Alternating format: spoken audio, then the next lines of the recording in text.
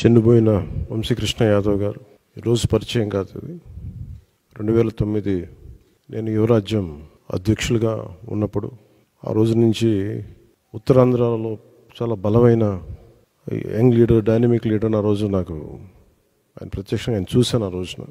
So యువరాజ్యంలో ఆయనకి ఆ రోజున ఆయన ఆహ్వానించడం జరిగింది.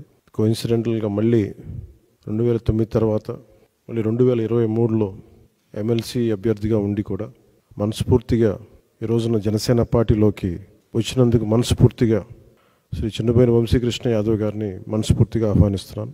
వారితో పాటు పార్టీలోకి వచ్చిన మీ నలుగురికి కూడా ప్రత్యేకించి నా హృదయపూర్వక ఆహ్వానం పలుకుతూ ఉన్నాను. నేను 2009 నుంచి వీరిని చూస్తూ ఉన్నాను.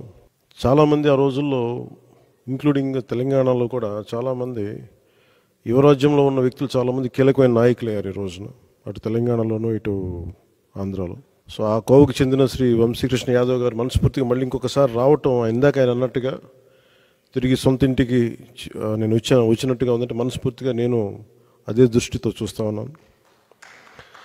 ఇది అలాగే ఆయన వచ్చిన విధానం నాకు చాలా నచ్చింది. ఏ సమస్యల మీద ఇవన్నీ ప్రస్తావించకుండా భావజాలం ఇది మరింతగా ఆకట్టుకుంది. ఆయన పార్టీలోకి రాకముందు జరిగిన చర్చల మీద నేను అర్థం చేసుకుంది. వైఎస్ఆర్సీపీ పాలన గురించి వీటి గురించి ఏమి కాకుండా నేను ప్రత్యేకించి ఇంతకుముందు ఎట్లాగైతే ఆకర్షితున్నాయి నేను 2009లో వచ్చాను. అది కూడా చాలా స్వల్ప తేడాతో ఓడిపోయారు విశాఖ తూర్పు నియోజకవర్గం నుంచి. 2014 కూడా అదే పరిస్థితి.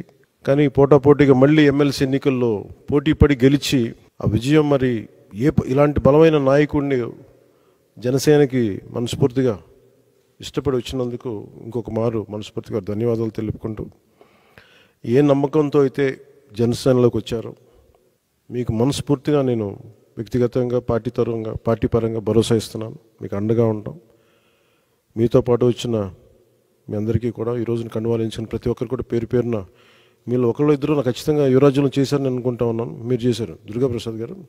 సో మీ అందరికీ మరోమారు మనస్ఫూర్తిగా స్వాగతం పలుకుతూ, నేను చూస్తుంది మీకు ఆయనతో పాటు గత దశాబ్దన్నర కాలంగా ఉన్నారు కాబట్టి ఆయనకి ప్రత్యేకించి మీకు చెప్తున్నాను. ఇది ఆయన్ని నేను ఒక నియోజకవర్గం దృష్టితో చూడట్లేదు. అలాంటి బలమైన వ్యక్తులు రాష్ట్రానికి చాలా అవసరం. రాష్ట్ర స్థాయి నాయకుడిగా ఆయన ఎదగాలి. మనస్ఫూర్తిగా దానికి నా వంతు కృషి నేను చేస్తానని మీకు తెలియజేసుకుంటూ, ఆయన నమ్మి మీరు ఇంతకాలం ఆయనతో ఉన్నందుకు మీరు మనస్ఫూర్తిగా భవిష్యత్తులో ఆయనకి మంచి భవిష్యత్తు వేసేలాగా పార్టీ చాలా నిర్మాణాత్మక చర్యలు తీసుకుంటాం.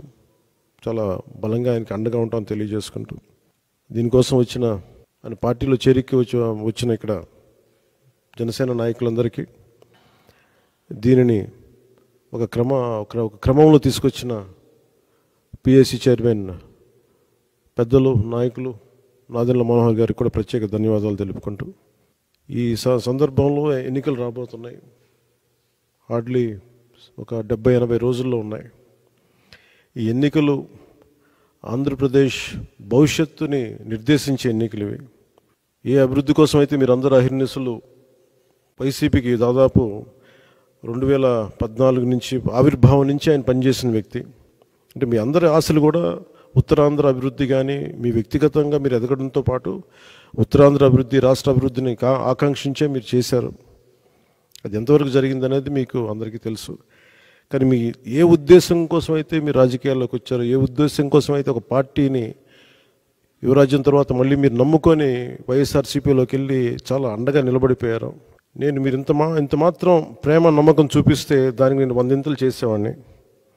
సో దాన్ని దృష్టిలోనే పెట్టుకోండి.